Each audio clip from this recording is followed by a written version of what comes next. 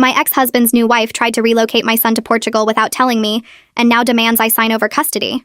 I found out Bianca was planning to take my son Oliver to Portugal when the school secretary called about missing documents. We need his birth certificate for the student visa application, she said. Mrs.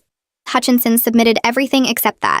I'm Mrs. Hutchinson, have been for 8 years before the divorce and kept the name for Oliver. Bianca is Mrs. Torres Hutchinson for exactly 11 months. What student visa? I asked. That's how I learned my ex-husband Kyle and his new wife had enrolled Oliver in an international school in Lisbon starting September. They'd paid the $15,000 deposit, signed a lease on an apartment, even bought Oliver new uniforms with the school crest. Never mentioned a word to me. Kyle and I divorced 3 years ago after he cheated with his personal trainer. Not Bianca, someone before her. We had 50-50 custody, worked out schedules peacefully, never fought about Oliver. I thought we were doing divorced parenting right. Kyle met Bianca at a wine tasting 10 months after our divorce. She was 26, owned a travel blog, called herself a digital nomad, had 45,000 Instagram followers and no actual job. They married 8 months later in a ceremony Oliver and I weren't invited to. Fine by me.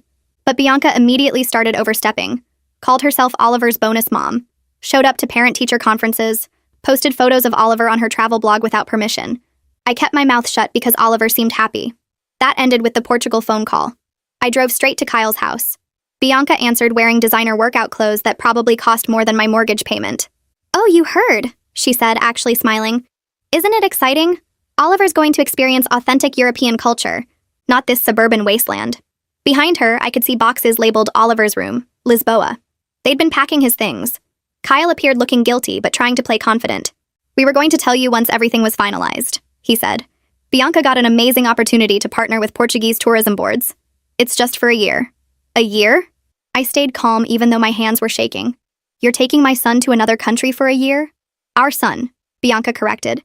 And it's hardly another country. Portugal is very civilized. They have excellent schools. Better than here, actually. That's when she pulled out the papers. Custody modification agreements. Already filled out. Just needed my signature. This makes sense for everyone, she said. You're always complaining about juggling work and parenting. Now you can focus on your career while we give Oliver proper cultural exposure. I took the papers and left without signing.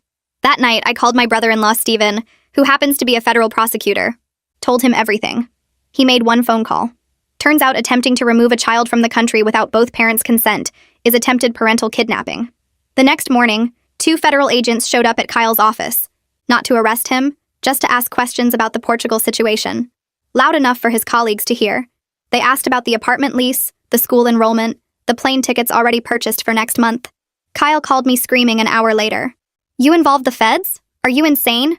You tried to steal my son, I said. Consider yourself lucky they're just asking questions. But I wasn't done. See, Bianca's travel blog was her whole identity. Those 45,000 followers were everything to her. She made maybe $2,000 a month from sponsorships, but acted like she was running an empire.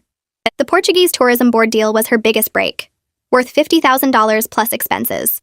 So I called my friend Louise, who works in international tourism marketing. Asked her to look into Bianca's engagement rates. Turns out 30,000 of her followers were purchased bots from click farms. Her actual engagement rate was below 2%. Industry standard for her follower count should be 8% minimum. Louise happened to mention this at an industry conference in Miami. Word got around to the Portuguese tourism board. They pulled Bianca's contract within 48 hours. But the best part came during the emergency custody hearing Stephen helped me file.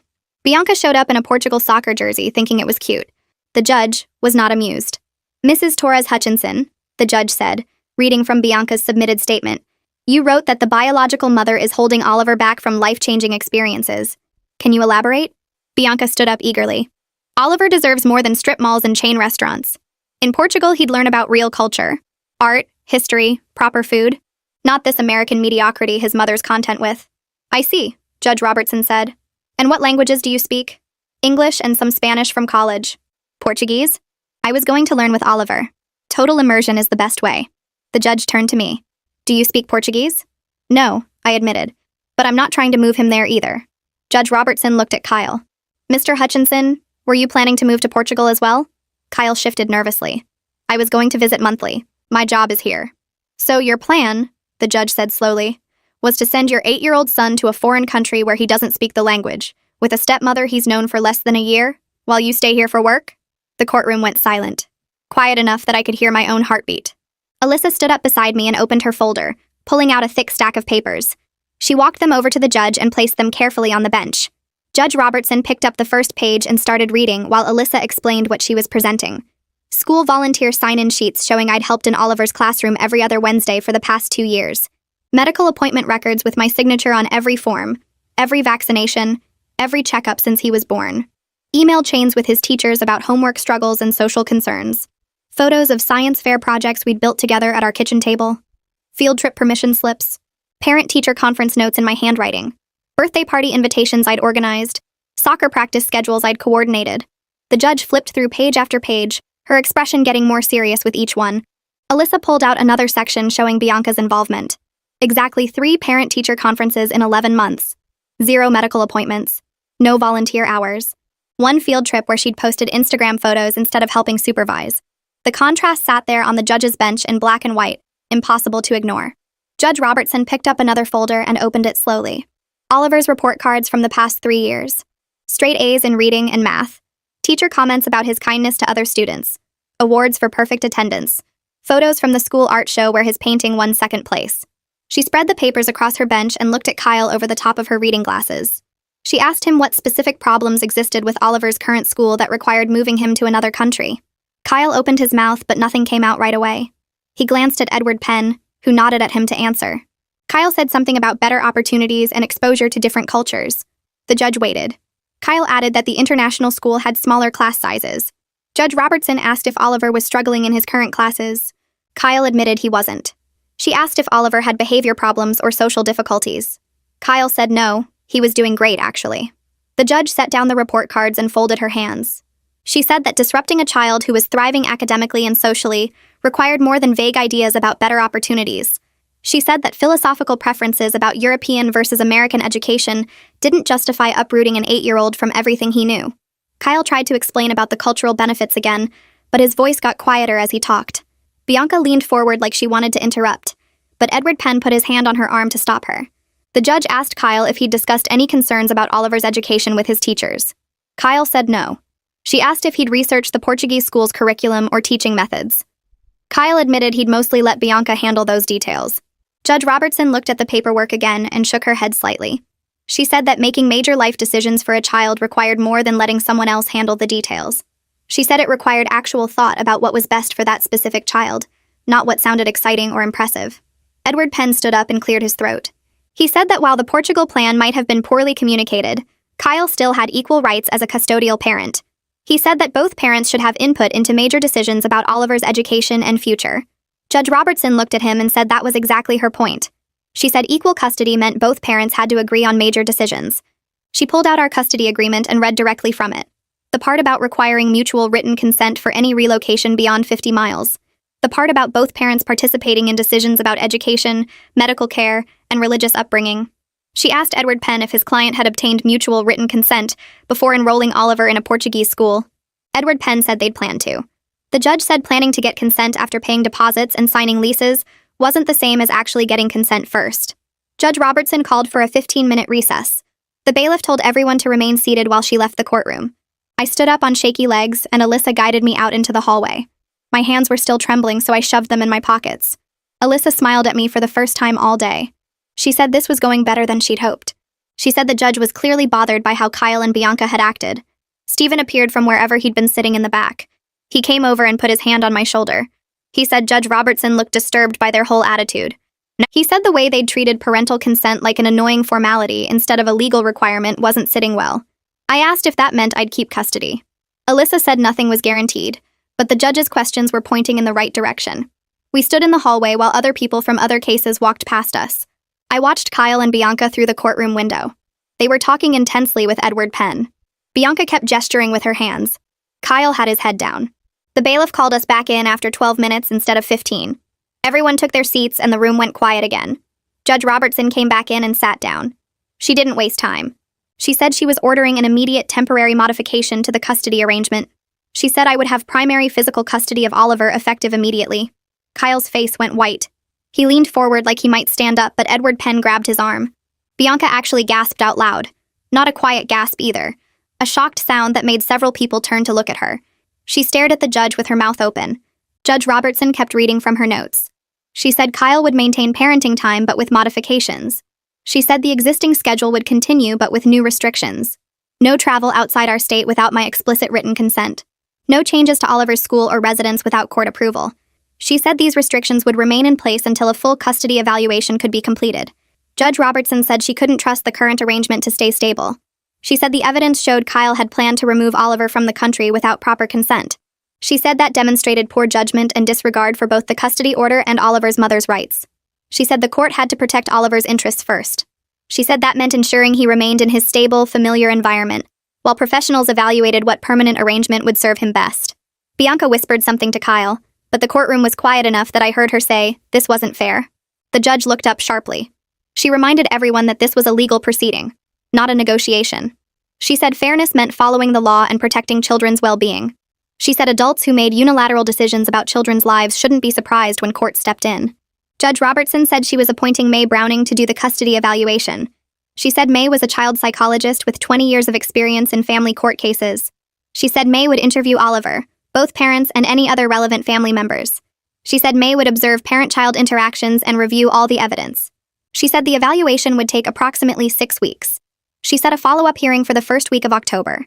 She said at that hearing she would review May's findings and determine what permanent custody modifications were appropriate. She told both attorneys to provide May with all necessary documentation. She told Kyle and me that we were required to cooperate fully with the evaluation process. Then she banged her gavel and said court was adjourned. Bianca stood up fast and started walking toward me. Alyssa moved between us before Bianca got close. Alyssa said firmly that all communication needed to go through attorneys from now on. Bianca stopped and looked confused. She said she just wanted to explain something. Alyssa repeated that all communication goes through attorneys. Bianca looked at Kyle for support, but he was still sitting down, staring at the table in front of him. Edward Penn came over and guided Bianca back toward their side of the courtroom. She kept looking back at me like she couldn't understand what had just happened. Like she'd walked into court expecting everyone to agree with her plans and couldn't process that the judge had shut her down completely. She still didn't get it. Still didn't understand that you can't just take someone's kid to another country because you think you know better. I grabbed my purse and followed Alyssa out of the courtroom. Stephen walked with us down the courthouse steps. The August heat hit me as soon as we got outside. I called my sister from the parking lot and told her I was coming to get Oliver. She said he'd been asking questions all morning. She said she'd told him everything was fine, but he knew something big was happening. I drove to her house going exactly the speed limit even though I wanted to floor it. My hands had stopped shaking, but my whole body felt wound tight. I kept thinking about Oliver's face when I'd dropped him off that morning, how he'd asked if I was mad at him, how I'd promised this wasn't his fault. My sister opened the door before I could knock. Oliver was sitting on her couch playing with his tablet. He looked up when I came in and his whole face changed. He ran over and I caught him and held him so tight. I told him he was staying with me for a while. He pulled back and asked if he was in trouble. I knelt down so we were eye level and told him none of this was his fault. I told him that grown-ups had to work some things out but he hadn't done anything wrong. He asked about Dad. I said he'd still see Dad, but things were going to be a little different for a bit. He nodded and asked if he could bring his Legos. I said he could bring whatever he wanted. We drove back to my house and Oliver ran straight to his room to get his favorite Legos. I sat on the couch and stared at my phone. 17 missed calls from Kyle, all within an hour. I didn't listen to the voicemails. Didn't need to. I could picture him pacing his apartment, getting more desperate with each unanswered ring. My phone buzzed with a text. Kyle asking if we could talk, asking to work this out. I forwarded the message to Alyssa like she'd told me to do. Everything goes through the lawyers now. Everything becomes part of the record. Oliver came back downstairs dragging his Lego bin and asking if he could build on the coffee table. I said yes, even though I usually made him use the floor. He dumped out the pieces and started sorting them by color like he always did. I watched him work and felt my chest get tight. Kyle had been ready to pack all this up and ship it to another country. Ready to take Oliver away from his room, his school, his friends, his whole life. The next morning my phone rang while I was making Oliver breakfast. The school principal. She asked if I could come in for a meeting. Kyle had shown up at the school office an hour earlier demanding to check Oliver out. The secretary told him he couldn't without my permission given the new custody order. Kyle got loud, started saying the court had no right to keep him from his son. The principal had to call security to escort him out. She wanted to make sure everyone understood the pickup rules now. I told her I'd be there in an hour. I dropped Oliver at the school and watched him run to his classroom. His teacher waved at me through the window. Normal morning, regular day. Except Kyle had been here earlier trying to take him. I walked to the main office and the principal was waiting. She had copies of the temporary custody order spread across her desk. I gave her fresh copies anyway. Updated the emergency contact list. Removed Kyle's mom and sister since they'd probably help him if he asked. Added my sister and Stephen instead. The principal made notes in Oliver's file. She said the secretary who called me about the visa felt terrible about the whole thing. I told her that call probably saved Oliver from being stuck in another country. The principal nodded and said she'd make sure all the teachers knew about the pickup restrictions. I thanked her and left. 3 days later, I got a call from a number I didn't recognize. Woman's voice. Professional but warm. May Browning. The child psychologist Judge Robertson appointed. She wanted to schedule my evaluation session. She explained her process. Separate interviews with each parent. Watching how we interact with Oliver.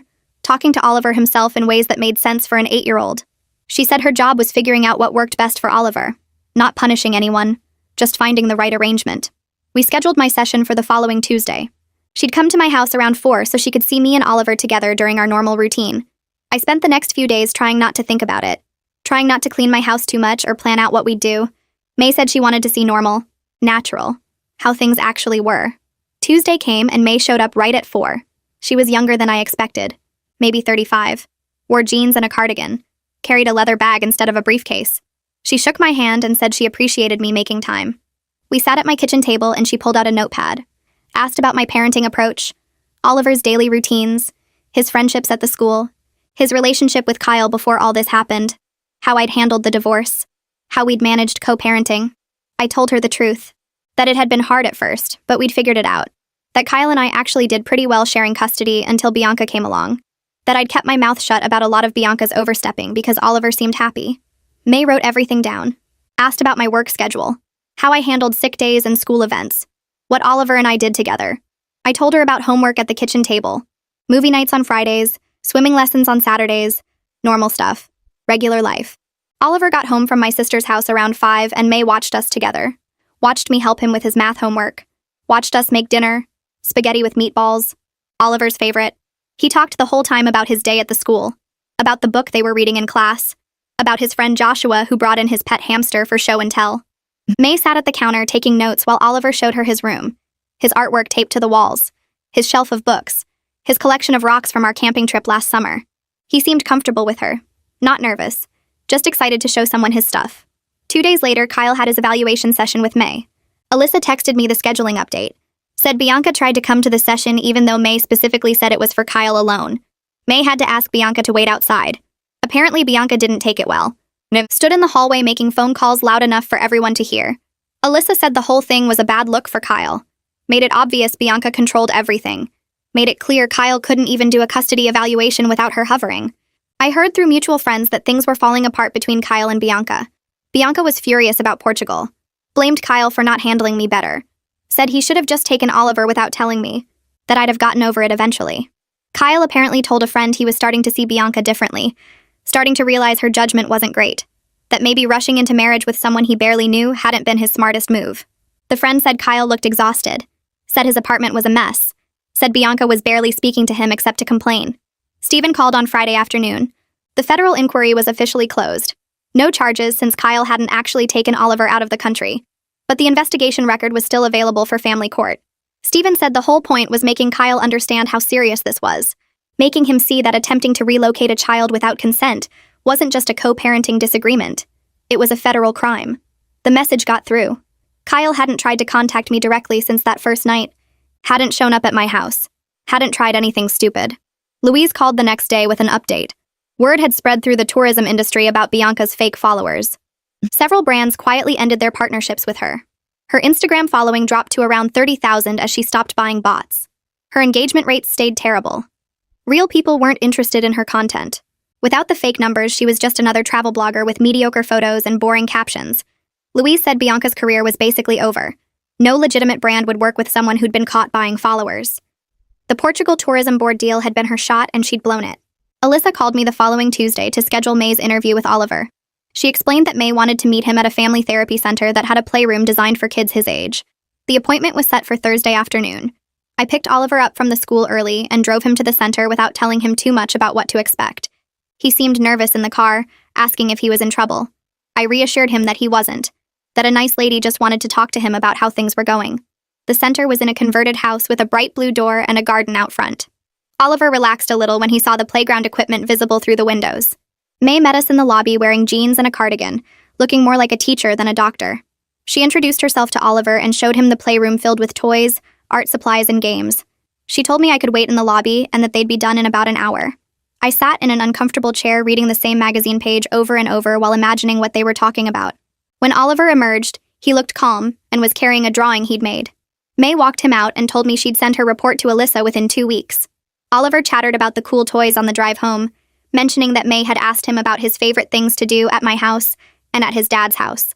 He said she asked if he felt safe and happy in both places. That night, Alyssa called to say May had told her the interview went well, and that Oliver seemed well-adjusted and articulate for his age. The report would include Oliver's perspective on his relationships with both parents and his feelings about the recent changes in his routine. 3 weeks passed with Kyle sticking carefully to his supervised visitation schedule. He picked Oliver up on time, returned him on time, and sent polite text messages about school activities. Bianca was nowhere to be seen during pickups and drop-offs. Then Edward Penn called Alyssa on a Friday afternoon proposing a settlement. Kyle was willing to accept primary physical custody going to me in exchange for generous visitation rights and shared decision-making on major issues like education and medical care. Alyssa said it was clear they wanted to avoid another court hearing where more details about the Portugal plan might come out. She said Edward sounded tired and stressed, like he'd been dealing with difficult clients. Alyssa and I met at her office on Monday to discuss the settlement offer. She spread the proposed terms across her desk and walked me through each section. The offer gave me primary physical custody with Kyle having every other weekend, 1 weeknight dinner each week, alternating holidays, and 4 weeks during summer vacation. They wanted shared decision-making on major issues and reasonable phone contact with Oliver. Alyssa asked what I thought. I said I was inclined to accept if we could add stronger provisions about travel and relocation. I wanted it in writing that Kyle needed my consent for any travel outside our state and any change in Oliver's school or residence. Alyssa nodded and made notes about our counter-proposal. She said we had leverage because Judge Robertson was clearly unhappy with Kyle's judgment, and any trial would probably result in even more restrictive terms for him. We spent an hour crafting our response. Primary physical custody to me with Kyle having every other weekend from Friday evening to Sunday evening, plus Wednesday dinners from 5 to 8. Shared holidays on a rotating schedule. 4 weeks of summer vacation split into 2 2-week periods.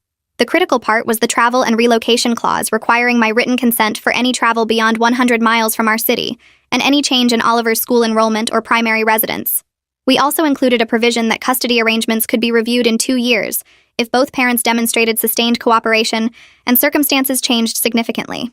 Alyssa sent our counter-proposal to Edward Penn that afternoon. He called back 2 hours later, pushing back on the travel restrictions. Alyssa put him on speakerphone so I could hear. Edward argued that the travel clause was too restrictive, and that Kyle should be able to take Oliver on normal vacations without needing permission for every trip. Alyssa's voice turned cold and professional. She reminded Edward that his client had attempted to relocate Oliver to another country without any consent or notification. She pointed out that Judge Robertson had been disturbed enough by Kyle's judgment to order immediate custody modifications and a full evaluation. She said the judge was unlikely to be more lenient than our proposed terms given Kyle's demonstrated poor judgment and Bianca's continued influence over his decisions. Edward went quiet for a moment. Then he said he'd talk to his client and get back to us. The next day passed with no word. Then Thursday morning, Edward called Alyssa to say Kyle agreed to our terms. He sounded exhausted and said his client was worn down by the legal battle and ready to accept a reasonable settlement. The agreement included everything we'd asked for, including the 2-year review provision. Alyssa scheduled a final hearing with Judge Robertson to approve the settlement in 10 days. Meanwhile, May Browning completed her evaluation report. Alyssa obtained a copy even though we didn't technically need it anymore since Kyle had agreed to settle. She called me after reading it to summarize the findings. May's report confirmed that Oliver was strongly bonded with me, thriving in his current school and home environment, and would benefit from stability rather than major disruption. The report noted concerns about Bianca's boundary issues and her tendency to overstep parental authority. May also noted that Kyle appeared susceptible to Bianca's influence in ways that compromised his parental judgment. The report recommended primary physical custody with me and structured visitation for Kyle. Reading those professional conclusions validated everything I'd been fighting for. The final hearing arrived on a Wednesday morning. I wore a navy dress and arrived at the courthouse 30 minutes early. Kyle showed up with Edward looking nervous and tired. Bianca came too, sitting in the back row wearing a subdued outfit without any Portugal references. Judge Robertson reviewed our settlement agreement page by page, asking questions about specific provisions. Then she looked directly at Kyle and asked if he understood that he had violated his son's trust and his co-parents' rights by planning the Portugal move without consent. Kyle stood up and quietly acknowledged his mistakes. His voice was soft, and he looked genuinely sorry in a way I hadn't seen since our divorce. He said he got caught up in an opportunity that seemed exciting without thinking through how it would affect Oliver, or respecting my role as Oliver's mother. Judge Robertson nodded slowly and approved the settlement. But then she added her own warning. She said any future violation of the custody order would result in immediate suspension of Kyle's parenting time and potential contempt charges. She told Kyle that his son deserved better judgment from his father, and that Bianca's ambitions could not supersede Oliver's needs. Her voice was stern but not unkind. Then Judge Robertson did something unexpected. She addressed Bianca directly, even though Bianca wasn't a party to the custody case. The judge said that stepmothers can play important and positive roles in children's lives, but they must respect boundaries and defer to biological parents on major decisions. She said that overstepping those boundaries, as Bianca had done, creates conflict that ultimately harms the child. Bianca's face turned red, and she looked down at her hands. For the first time since this whole thing started, she seemed to grasp that her overreach had created this disaster. I stepped out into the courthouse hallway with Kyle, setting my phone timer for 5 minutes. He looked tired in a way I hadn't seen before, like something inside him had finally broken down. His shoulders slumped forward, and he kept rubbing his face with both hands. "I'm sorry," he said quietly. "I let Bianca convince me that Portugal was this amazing opportunity for Oliver. I got caught up in her excitement about the tourism deal and the international school. I didn't think about what it would mean for him to be away from you for a year. I didn't think about how it would feel for you to find out the way you did." I crossed my arms and waited. He needed to say more than that. "I know I messed up," Kyle continued. "Not just with the Portugal thing, with everything. I let someone I've known less than a year make decisions about our son. I signed papers and paid deposits without talking to you. I packed his things like he was mine to take wherever I wanted. My timer buzzed, 5 minutes exactly, but I gave him another 30 seconds. I want Oliver to have a good relationship with you," I said. "He needs his dad, but you have to earn back my trust, not with words, with consistent behavior over time. You follow the custody schedule exactly. You communicate respectfully about his activities and needs. You make decisions together with me, not around me." Kyle nodded slowly. "I understand. I'm on probation. Not just legally, but with you. I get it." We walked back to our cars separately. I didn't look back. Over the next few weeks, Kyle stuck to the new custody schedule like his life depended on it. He texted me updates about Oliver's homework and soccer practice. He asked before signing Oliver up for anything. He showed up exactly on time for pickups and drop-offs, not a minute late or early. Bianca was nowhere to be seen. Not at the exchanges, not at the school events, not in the background during video calls.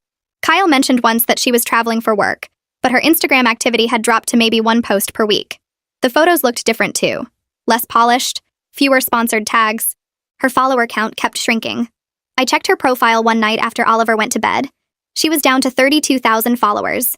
The comments on her recent posts were mostly bots, or people asking what happened to her Portugal partnership. She'd stopped responding to anyone. Oliver adjusted faster than I expected. The first week after the final custody order, he seemed nervous during transitions between houses. But by week 3, he was back to his normal self. Happy, talkative, excited about his upcoming birthday party. One evening while we were making dinner together, he asked if Dad was okay. "What do you mean?" I stirred the pasta sauce and tried to keep my voice neutral. "He seems sad sometimes," Oliver said. "Like when we're watching TV or playing games. He gets this look on his face like he's thinking about something that makes him unhappy." I turned down the stove and knelt beside him. Grown-ups make mistakes sometimes. When we do, we have to deal with the consequences. That can be hard, and it can make us sad. But it doesn't mean anything about you. Your dad loves you very much. Did he make a mistake about Portugal? I chose my words carefully. He made some choices without thinking them through completely.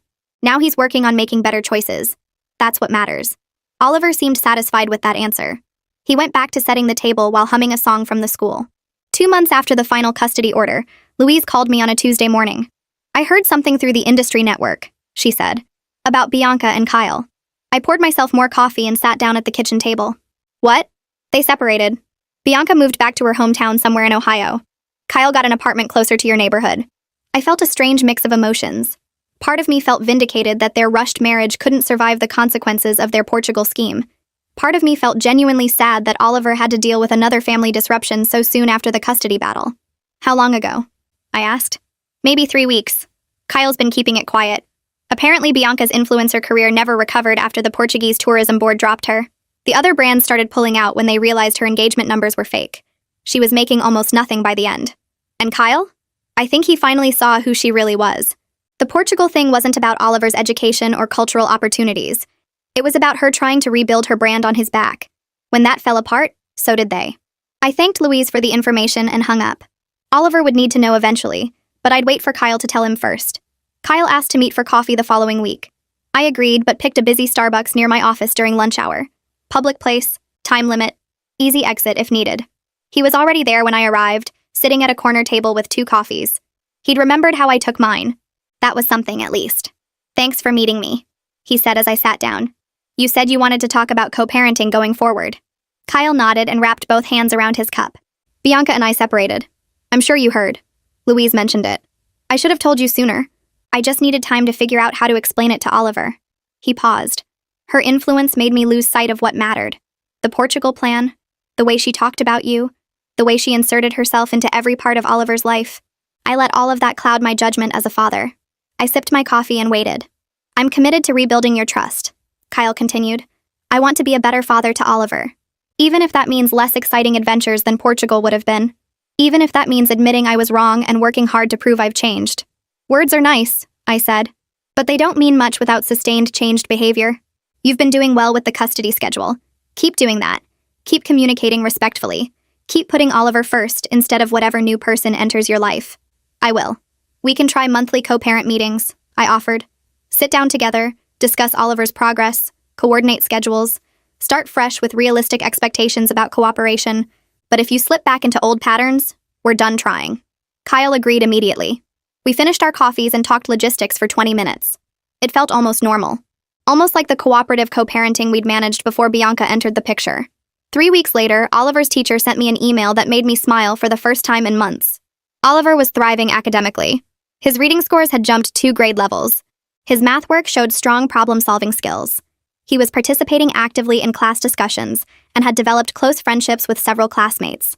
The teacher noted that he seemed more settled and focused than he'd been earlier in the year. I forwarded the email to Kyle with a simple message. "Thought you'd want to see this." He responded within minutes. "This is wonderful. Thank you for sharing. He's doing so well." For the first time since the Portugal disaster, I felt like we might actually figure out this co-parenting thing properly.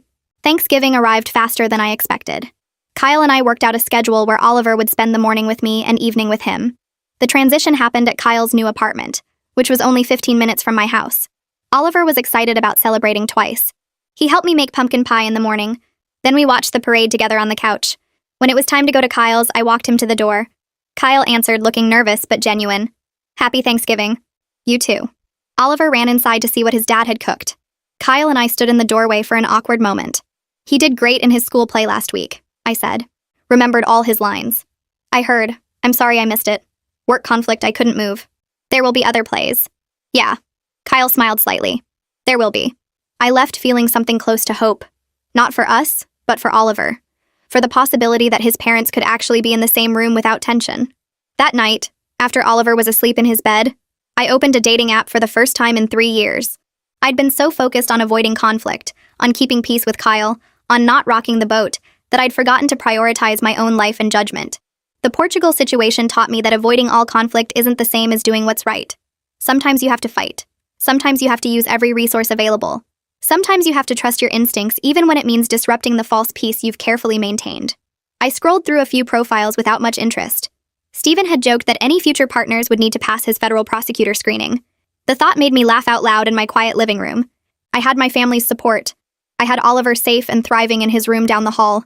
I had a custody arrangement that protected his well-being. I had proven to myself that I could fight when it mattered. Everything else could wait. A package arrived at my door 2 weeks later with Kyle's return address. Inside was a workbook from the co-parenting class, pages marked with sticky notes. He'd highlighted sections about putting kids first and managing conflict without making them feel caught in the middle. A handwritten note fell out when I opened it. "Thought you might find this useful too. Some of this hit hard. I'm working on being better." I flipped through the marked pages. One section talked about how parents sometimes make decisions based on what feels exciting or validating to them, instead of what their child actually needs. Kyle had underlined that sentence twice. Another highlighted passage discussed how new partners can influence judgment when parents are eager to prove they've moved on successfully. I texted him a simple thank you. The gesture felt small but real. Not a grand apology or dramatic change, just evidence he was actually trying to understand where things went wrong. 3 months passed in a surprisingly stable rhythm. Oliver thrived with the new routine. His grades improved and his teacher sent home notes about his increased confidence in class. Then one evening while I was making dinner, he wandered into the kitchen looking thoughtful. He started arranging his toy cars on the counter in careful lines, which he always did when something was on his mind. Can I ask you something? I turned down the stove. Of course. I was wondering if maybe I could video call Bianca sometime. I know she messed up with the whole Portugal thing, and I'm really glad I didn't have to move, but I kind of miss her. My hand froze on the spatula. Of all the things I expected him to say, that wasn't on the list. You miss her? She used to help me with my Spanish homework, and she taught me how to make those Portuguese egg tarts. Remember when we made those? I did remember. They'd turned out pretty good, actually. That's very mature of you to say. Can I think about it and talk to your dad first? Oliver nodded and went back to lining up his cars. I called Kyle that night after Oliver was asleep. He sounded as surprised as I felt. He asked you the same thing? Last weekend. I told him I needed to discuss it with you first. We talked for nearly an hour, working through the logistics. Supervised calls only. Bianca would need to agree to clear boundaries. No undermining the custody arrangement. No posting about Oliver online. No discussions about Portugal or what could have been. Kyle said he'd reach out to Bianca and see if she was willing to follow those rules. Bianca contacted Kyle 3 days later, asking if she could apologize to me directly. I stared at the text Kyle forwarded showing her request. My first instinct was to say no, but I called Alyssa first. What do you think? Alyssa was quiet for a moment. Legally, you don't owe her anything. Personally, if she's genuinely changed and Oliver wants some connection with her, it might help everyone move forward. But keep it brief, and don't agree to anything without running it by me first. I told Kyle I'd do one phone call. 15 minutes maximum. Bianca called the next evening while Oliver was at his friend's house. Her voice sounded different. Smaller somehow. Less confident. Thank you for taking my call. I know you have every reason to hang up on me. I didn't say anything, just waited. I need you to know how sorry I am. I got completely caught up in my own plans and excitement. I convinced myself that what I wanted was best for Oliver too. I didn't respect your role as his mother. I didn't even really think about what he needed versus what would make my life more interesting. She took a shaky breath. The Portugal thing was my dream, not his. I pushed Kyle into it because I wanted this perfect Instagram life with a ready-made family in Europe. I was selfish and wrong, and I'm genuinely sorry. I walked to the window and looked out at Oliver's bike in the driveway. You tried to take my son to another country. I know. I can't take that back. I can't fix how badly I screwed up. But I want you to know I've spent these months thinking about what I did and why I did it. I'm not asking for forgiveness. I just wanted you to hear that I understand now how wrong I was. I let the silence stretch for a few seconds. Oliver asked if he could video call you. He misses you. Bianca made a small sound like she might cry. He does? Yeah. Which surprised me too. But he's a good kid with a big heart. If you want any kind of relationship with him going forward, it has to be on my terms. You support the custody arrangement. You respect boundaries. You never ever try to override my decisions as his mother again. I will. I promise. I'm so grateful you're even considering this. I'm not doing it for you. I'm doing it because Oliver asked, and because cutting you out completely when he doesn't want that wouldn't be fair to him. But one wrong move and you're done. Understand? I understand. Thank you. Seriously, thank you for not completely shutting me out when you have every right to. I ended the call and sat on the couch for a while. Accepting her apology didn't mean forgetting what happened. It just meant I was choosing to let Oliver have a relationship with someone he cared about, within very strict limits that protected him. Oliver's 9th birthday arrived in early March.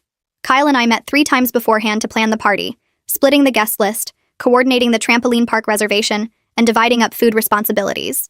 The morning of the party, I arrived at the trampoline park with 24 cupcakes and juice boxes, while Kyle pulled up with pizza and plates. We set up the party room together, hanging decorations and arranging tables.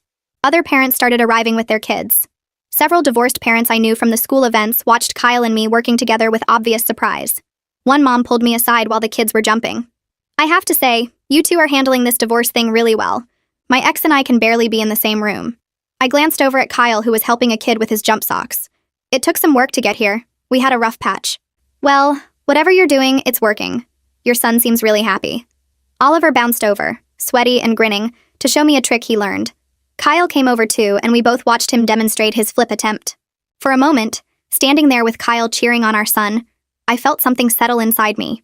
Not the false peace from before when I avoided all conflict. Something more solid. We'd been through fire and come out the other side with a better understanding of how to actually co-parent, instead of just pretending everything was fine. 2 weeks later, my boss called me into her office. I'd been working on a major project for months, pulling extra hours and taking on additional responsibilities. She smiled as I sat down. I wanted to let you know the promotion came through.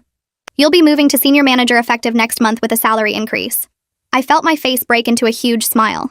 The extra money meant I could finally replace my aging car and maybe even take Oliver on a real vacation this summer. More than that, it felt like proof that I'd made the right choice. Fighting for Oliver, standing up to Bianca's dismissive attitude about my suburban life, using every resource I had to protect my son. All of it had been worth it. When I picked Oliver up from Kyle's that evening, I mentioned the promotion casually while loading his backpack into my car. Kyle stopped and turned to face me. That's great. Really. Congratulations. You've been working toward that for a long time. His tone was genuine. No trace of the competitive edge that used to creep into his voice when I had professional success during our marriage. Thanks. It'll help with some things I've been putting off. You deserve it. He paused. You're doing a great job with everything. Work, Oliver, all of it. I nodded, not sure what to say to this new version of Kyle who could celebrate my wins without making it about himself. That weekend, Oliver was putting away his laundry when he made one of those casual kid comments that reveals what they're really thinking. Dad's apartment is nice. He got me my own room and everything. I kept folding towels, trying to sound neutral. That's good. But I'm glad my main home is here with you. I like having all my stuff in one place where it stays. Dad's room is more like for visiting. Relief washed through me. Not because I wanted Oliver to prefer one parent over the other, but because he felt secure. He wasn't torn or confused about where he belonged. He had his home base and his visiting place, and that structure made sense to him. I'm glad you feel comfortable here. Yeah. Plus, all my best stuff is here. And you make better pancakes than Dad. I laughed. Don't tell him that. I won't, but it's true. He grabbed his folded clothes and headed to his room, completely unaware that his simple statement had just validated every hard decision I'd made over the past 6 months. Stephen called on a Friday afternoon with an invitation. We're going to the lake house next weekend. You and Oliver should come. The kids would love it and you could use a break. I hadn't been to their lake house in over a year. Are you sure? That's a lot of people. We're sure. Pack some clothes and plan to stay 2 nights. There's fishing, swimming, kayaking. Oliver will have a blast with his cousins. The weekend turned out exactly as Stephen promised. Oliver spent hours on the dock with Stephen teaching him to cast a fishing line. He caught 3 small bass and insisted on taking photos with each one before releasing them back. My sister-in-law made huge breakfasts, and we all ate on the deck overlooking the water. The kids swam until they were exhausted, then roasted marshmallows while the adults talked around the fire pit. Watching Oliver run around with his cousins, completely carefree and happy, I felt grateful all over again for family who showed up when things got hard. Stephen had made one phone call that brought federal agents to Kyle's office. My sister-in-law had taken Oliver for playdates during the worst of the custody battle. They'd supported me without judgment or hesitation. These were the relationships that mattered, the ones that held steady when everything else fell apart. 6 months after the custody battle ended, I was leaving the grocery store when someone called my name. The school secretary stood by her car, looking uncertain. I walked over. Hi. I've been hoping to run into you. I wanted to apologize for that phone call about the visa. I worried I caused a lot of family drama. I set my grocery bags down. You didn't cause anything. You potentially saved Oliver from being taken to another country without my knowledge or consent. I should have thanked you months ago.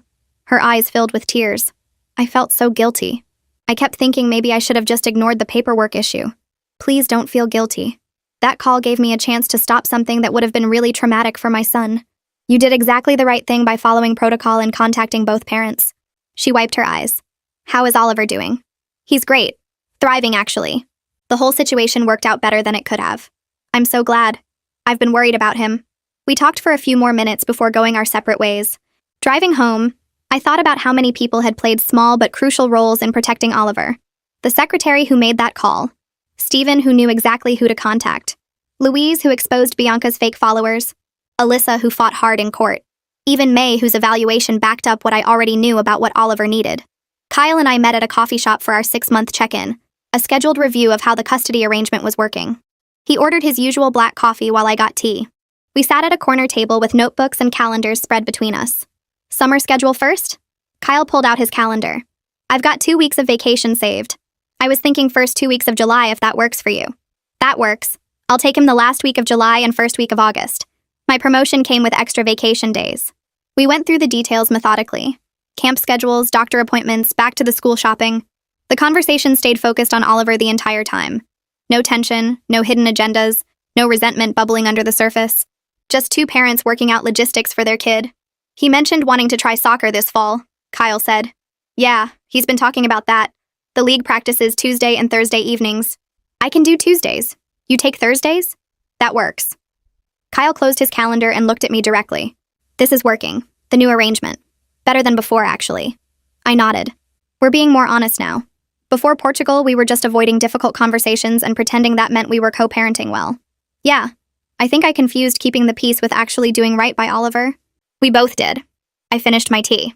But we're figuring it out now. That's what matters. We left the coffee shop and walked to our separate cars. The conversation had been productive, focused entirely on Oliver's needs and surprisingly easy. We'd achieved something more valuable than the false peace we maintained before. We'd built a functional co-parenting relationship based on honesty instead of avoidance. A week later, Oliver sat at the kitchen table doing homework when he looked up at me with that serious expression he gets when something's been bothering him. He set down his pencil and asked why he didn't see Bianca anymore. I pulled out the chair next to him and sat down, choosing my words carefully. Sometimes grown-ups make choices that change how relationships work, I told him, but that doesn't mean people stopped caring. Bianca had some things she needed to figure out in her own life, and sometimes that means stepping back from other people for a while. Oliver nodded slowly, processing this, then asked if it was because of the Portugal thing. I admitted that was part of it, that Bianca had made some decisions without thinking them through completely, and now she was working on understanding why that wasn't okay. Kyle called that evening during his scheduled phone time with Oliver, and afterward he asked if he could talk to me for a minute. Oliver handed me the phone and went back to his room. Kyle said Oliver had asked him the same question about Bianca, and he wanted to make sure we were giving consistent answers. I told him what I'd said, and Kyle agreed that was the right approach. He added that he'd told Oliver essentially the same thing, that adults sometimes need space to work on themselves, and that Oliver didn't do anything wrong. The conversation lasted maybe 3 minutes, but it felt significant that we'd handled it together without drama or blame. The summer camp catalog arrived in the mail 2 days later, and Oliver flipped through it excitedly at breakfast. He pointed to a science and nature program that ran for 3 weeks in July, with activities like hiking, stream ecology, and building solar ovens. The cost was reasonable, and the schedule worked perfectly with my job, so I told him we could sign him up if he wanted. Oliver asked if it would mess up Dad's summertime with him, clearly not wanting to cause problems.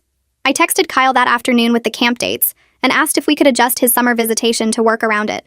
He responded within an hour saying that sounded great, and he'd take Oliver the last 2 weeks of August instead. No argument, no negotiation, just easy cooperation on a decision that directly affected our son's summer. I enrolled Oliver in the camp program that evening, and he was so excited he called Kyle immediately to tell him about all the activities. Listening to him describe the fossil hunting expedition and astronomy night, I realized how different this felt from the Portugal situation where Kyle made major plans without even mentioning them to me. This was what co-parenting should look like. Both of us making space for what Oliver wanted and needed, rather than imposing our own agendas. The school year ended 3 weeks later with an awards ceremony in the gymnasium. Oliver brought home his report card the day before. All excellent marks and a note from his teacher praising his curiosity and kindness with other students. At the ceremony, Kyle and I sat together in the bleachers while Oliver fidgeted in his seat with the other third graders on the gym floor. When the principal called his name for academic achievement, we both stood up clapping as Oliver walked across the floor to accept his certificate. He looked up at us in the stands and waved, his face bright with pride. Kyle leaned over and said Oliver was doing so well, and I agreed, feeling genuinely proud not just of our son, but of how we'd managed to get here. The past 6 months had been hard, full of legal battles and difficult conversations and rebuilding trust that got shattered. But sitting there watching Oliver smile as teachers praised his hard work, I felt like we'd made the right choices. We'd put his well-being first even when it meant conflict and consequences, and he was thriving because of it. That evening I tucked Oliver into bed in his room, the same room that had nearly been packed up in boxes labeled Lisboa. He was tired from the excitement of the awards ceremony, but happy, talking about summer camp and what he wanted to do with Dad in August. I listened to his plans and felt this deep sense of gratitude that my instinct to fight back had protected him from such a disruptive mistake. Our life wasn't perfect or particularly dramatic, just the normal routine of school and work and weekend soccer games, but it was stable and loving and genuinely ours, built on honest communication and mutual respect rather than false peace. I thought about Bianca's contempt for this suburban existence, her certainty that European culture was somehow superior to strip malls and chain restaurants. She'd been so focused on sophisticated experiences that she'd completely missed what actually mattered, the daily steadiness that lets a kid feel secure enough to thrive. Oliver fell asleep mid-sentence about the camp's hiking trails, and I sat there for another minute just watching him breathe. I wouldn't trade this ordinary, unglamorous life for anything Bianca had considered more culturally sophisticated, because this was real, and it was ours, and it was exactly what Oliver needed.